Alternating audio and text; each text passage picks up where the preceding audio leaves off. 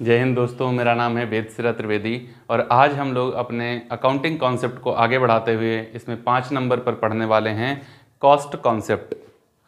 तो आज हम लोग पढ़ेंगे कॉस्ट कॉन्सेप्ट, जिसको हिंदी में कहते हैं लागत अवधारणा। तो सबसे पहले जानें कि लागत अवधारणा बिजनेस में कैसे लागू होती है और ये क्या बताती है। तो भैया बहुत ही ध्यान से सुनिए, और अगर अभी तक हमारे चैनल को आपने सब्सक्राइब नहीं किया है तो इसे सब्सक्राइब कर लीजिए। चलिए देखिए इसको कि कैसे ये लागू होती है व्यवसाय में और क्या बताती है। तो कॉस्ट कॉन्सेप्ट जो है ये व्यवसाय में जिन संपत्तियों को खरीदा जा रहा है उनका अभिलेखन कैसे किया जाए उसके संदर्भ में ये इन्फॉर्मेशन प्रोवाइड कराती है। अब जो संपत्तियां खरीदी जाती हैं या जो संपत्तियां व्यवसाय में ऑलरेडी हैं उनके कई सारे मूल्य होते हैं। कौन कौन से मूल्य होते हैं भाई? एक परचेज प्राइस होती है अगर खरीदी जा रही है, एक रिप्लेसमेंट वैल्यू होती है अगर उसका रिप्लेस करना है, एक अगर कोई संपत्ति पहले से ही है तो उसकी कोई बुक वैल्यू होती है, वो भी उसका मूल्य हो गया। एक रिवैल्यूएशन वैल्यू होती है, पुनर्मूल्यांकन मूल्य होता है ना। तो ये तमाम सारे वैल्यू होती हैं संपत्तियों की। अब यहाँ पर ये हमसे पूछ रहा, ये बताता है यहाँ पर कि इनको कैसे लिखा जाए, किस मूल्य पर संपत्तियों को लिखा जाए। तो ये जो कॉन्सेप्ट है ये बताता है जब किसी संपत्ति को खरीदा जाए, जब किसी संपत्ति को व्यवसाय में खरीदा जाए तो उसकी परचेज वैल्यू जो है उस पर उसे व्यवसाय की पुस्तकों में लिखना चाहिए। कौन सी वैल्यू? क्रय मूल्य जो है, क्रय मूल्य। इसी क्रय मूल्य को और किस नाम से जाना जाता है? इसी क्रय मूल्य को ऐतिहासिक लागत भी कहते हैं। ऐतिहासिक लागत अभी जो पीजीटी का पेपर हुआ था उसमें पूछा गया था। ये किसी संपत्ति को जब खरीदा जाता है तो उसे जो बुक्स हैं जर्नल की उसमें किस मूल्य पर दिखाया जाता है? तो हिस्टोरिकल कॉस्ट पर उसे दिखाया जाता है, ऐतिहासिक लागत पर उसे दिखाया जाता है। अब ऐतिहासिक लागत बताती क्या है कि कैसे उसका मूल्यांकन करो। इसको इंग्लिश में एक्विजिशन कॉस्ट भी कहते हैं। प्राप्य लागत, जिस पर उस मूल्य पर जिस पर संपत्ति को प्राप्त किया गया है उसे कहते हैं historical cost, purchased cost, acquisition cost, कुछ भी कह लीजिए। ये तीनों एक ही चीज़ें होती हैं। अब ये बताती क्या है कि कैसे व्यवसाय में उसका लेखांकन करो। ये कहती है कि जिस मूल्य पर संपत्ति को खरीदा गया और उसके स्थापना पर जितने व्यय हुए उन सभी व्ययों को जोड़कर उसी मूल्य पर संपत्ति को पुस्तकों में दिखाना चाहिए। जी हाँ, थोड़ा स्पष्ट कीजिए, अभी क्लियर नहीं हुआ। मान लो किसी संपत्ति को 2 लाख रुपए में खरीदा गया था, उसको परचेज कितने में किया गया? परचेज किया जा रहा है 2 लाख रुपए में। उसके एस्टेब्लिशमेंट पर खर्च हुआ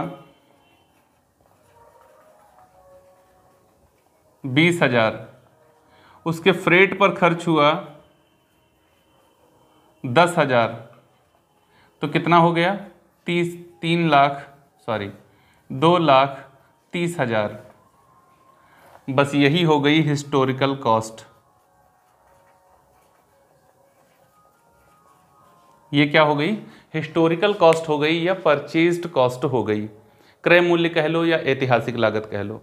अब ये क्या बताता है कि जब इसको लिखा जाए तो हमेशा 2,30,000 रुपये पर इसको लिखा जाए बुक्स में।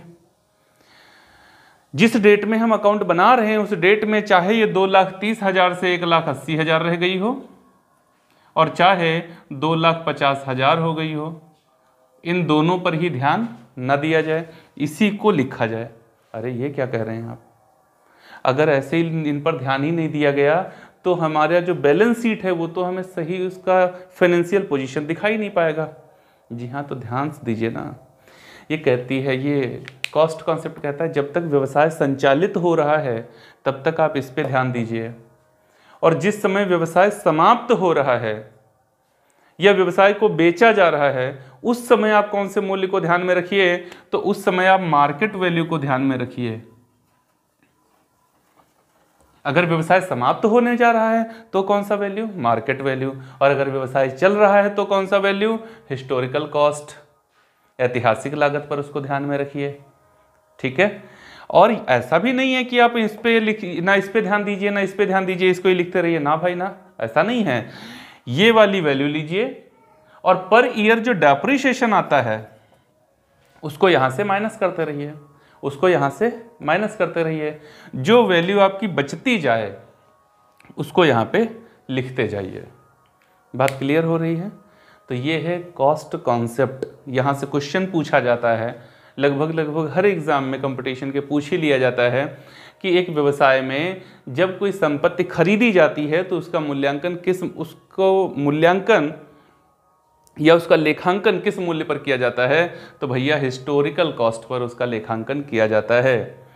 जब तक व्यवसाय संचालित हो रहा है तब तक कौन सा मूल्य देखा जाता है, उसका परचेज वैल्यू देखी जाती है, उसका कॉस्ट वैल्यू देखा जाता है। लेकिन जब व्यवसाय समाप्त हो रहा होता है तो मार्केट वैल्यू को ध्यान में रखा जाता है। एंट्री पूछ लेता है, ठीक ना, डेप्रिसिएशन पूछ लेता है। जैसे मान लो ये ही वाला क्वेश्चन देगा और कहेगा डेप्रिसिएशन का रेट 10% है, वैल्यू ऑफ डेप्रिसिएशन क्या होगी। तो अगर आपको ये पता है कॉस्ट कॉन्सेप्ट तभी तो आप करेंगे, नहीं तो 2 लाख का 10% 20,000 आंसर आपका आ जाएगा। लेकिन आपको ध्यान रखना है कॉस्ट कॉन्सेप्ट क्या कहता है, जब कोई संपत्ति को खरीदेंगे तो उसकी स्थापना संबंधी सभी व्ययों को उसकी लागत के साथ में ही जोड़ा जाएगा। बात समझ में आ रही है, क्लियर हो रहा है ना? तो भैया ये बताता है कॉस्ट कॉन्सेप्ट। उम्मीद है कॉस्ट कॉन्सेप्ट आपको समझ में आ गया होगा, और अगर ये समझ में आ गया है तो अब हम लोग अगला कॉन्सेप्ट अपना पढ़ते हैं जिसका नाम है accounting period concept. Number 6, accounting period concept. लेखांकन अवधि की अवधारणा, लेखांकन अवधि की अवधारणा इसको कहते हैं। ये क्या बताती है? अरे ये बताती है कि व्यवसाय में जितने भी लेखांकन किए जा रहे हैं, जिन व्यवहारों को लिखा जा रहा है, उनको एक निश्चित समय अवधि के बाद में क्लोज किया जाए और उसके परिणाम उससे संबंधित लोगों को बताए जाएं, है ना? जरूरी है। क्यों जरूरी है? अरे जिन लोगों, अभी हो क्या सकता है, मान लो किसी ने पैसा लगा के व्यवसाय शुरू किया, किसी ने 10 लाख रुपए लगा करके बिजनेस को स्टार्ट किया, ठीक, वर्ष था जब स्टार्ट इसने किया था, वर्ष 2000 था। 2000 में 10 लाख रुपए लगाकर स्टार्ट किया। अब 2021 चल रहा है इस समय, और इसकी पूंजी 10 लाख से बढ़कर के हो गई है 90 लाख रुपए।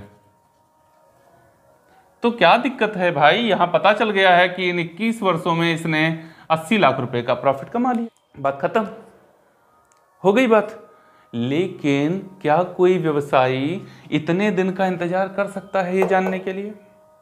क्या जिन लोगों ने इस व्यापारी को उधार में माल बेचा था वो इंतजार कर सकते हैं 21 वर्षों का, कि 21 वर्ष बाद तुम पेमेंट करना, ठीक है कोई बात नहीं, 21 वर्ष बाद करना?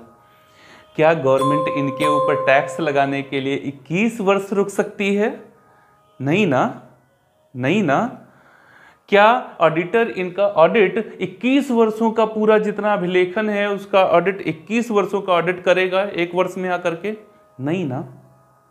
तो फिर क्या जरूरी है कि जितनी भी अकाउंटिंग हो रही है उनमें जिन व्यवहारों को लिखा जा रहा है उन सभी व्यवहारों को एक निश्चित समयावधि के बाद में क्लोज किया जाए, और उससे रिलेटेड इंफॉर्मेशन उसके लिए जो इंपॉर्टेंट पर्सन हैं उनको प्रोवाइड करा दिया जाए। कौन कौन?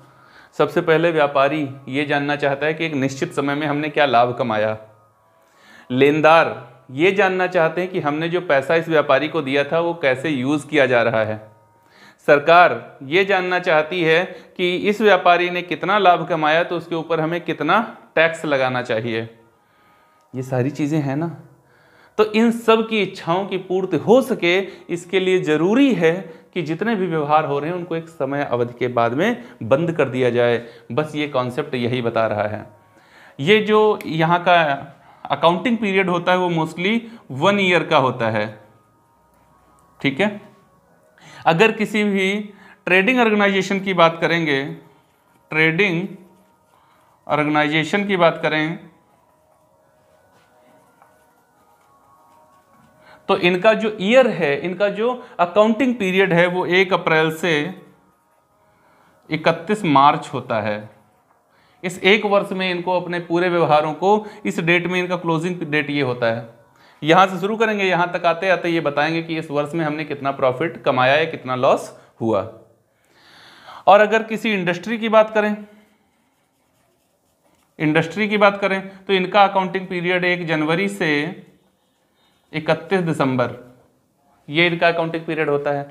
ये जब भी अपने अकाउंट बनाते हैं तो 1 जनवरी से 31 दिसंबर तक बताते हैं कि इस अवधि में हमने क्या कमाया और क्या गंवाया। बात समझ आ रही है ना? अकाउंटिंग पीरियड कॉन्सेप्ट, लेखांकन अवधि की अवधारणा ये बताती है कि अकाउंटिंग जितनी करी जा रही है, एक निश्चित समय के बाद में उसका रिजल्ट सामने आ जाना चाहिए, ताकि जो भी उससे संबंधित पक्षकार हैं वो उसकी प्रोग्रेस को जान सकें। बात क्लियर हो रही है ना? जो भी, जैसी भी आपकी सिचुएशन हो, मुझे बताइएगा जरूर। इन चीज़ों से आप, जो मैं आपको बता रहा हूँ, इनसे आप कितना लाभान्वित हो रहे हैं वो मुझे ज़रूर बताइएगा। और कुछ फ़र्क पड़ भी रहा है या नहीं, है ना? तो जो भी हो आपकी सिचुएशन वो मुझे ज़रूर बताइएगा। खैर देखिए, हमने आज पढ़ा कॉस्ट कॉन्सेप्ट और accounting period concept. Cost concept हमें ये बताता है कि जो भी संपत्ति खरीदी जा रही है उसका लेखांकन कैसे किया जाए, किस मूल्य पर किया जाए। और अकाउंटिंग पीरियड ये बताता है कि जिन भी व्यवहारों को लिखा जा रहा है व्यवसाय में, उनको एक निश्चित समयावधि के बाद में क्लोज किया जाए और उससे संबंधित जो रिजल्ट हैं वो बताए जाएँ, जो भी उससे संबंधित पक्षकार हैं उनको। उम्मीद है ये चीज़ आपको समझ आई होगी और आपको ये वीडियो अच्छा लगा होगा। यदि आपको ये वीडियो अच्छा लगा है तो इसे लाइक करना ना भूलें, इसे अपने दोस्तों के साथ साझा भी करें। वीडियो को पूरा देखने के लिए आप सभी का बहुत बहुत धन्यवाद।